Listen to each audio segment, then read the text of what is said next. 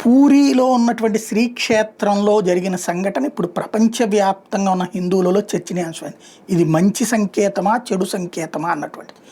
నాస్తికులు హేతువాదులు ఇదో రొటీను, ఓ పక్షి అన్నటువంటిది ఓ పని చేస్తుంది, దాన్ని సెంటిమెంట్తో ముడిపెట్టుకోవద్దని. అసలు ఏంటి జరిగిన సంఘటన అంటే, నీలచక్రం మీద అక్కడ జెండా ఉంటుంది, ఎగిరే జెండాని గద్ద పట్టుకెళ్ళిపోయింది. పూరి ఆలయ శిఖరం మీద నీలచక్రం ఉంటుంది, దాని మీద ఎగిరేటటువంటి పతిత పావన జెండాని పట్టుకెళ్ళిపోయినటువంటి గద్ద ఆకాశంలో చక్కర్లు కొట్టడం అందరూ చూశారు, విజువలైజ్ కూడా చేశారు, సోషల్ మీడియాలో కూడా వైరల్ అవుతున్నటువంటిది.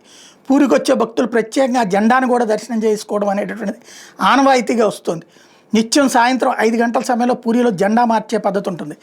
అంత పవిత్రమైనటువంటి జెండాని ఎన్నడూ లేని విధంగా పక్షి లాక్కెళ్లడంతో భక్తులు వింతగా చూశారు. ఇప్పుడు సోషల్ మీడియాలో ఇది వైరల్ అవుతుంది.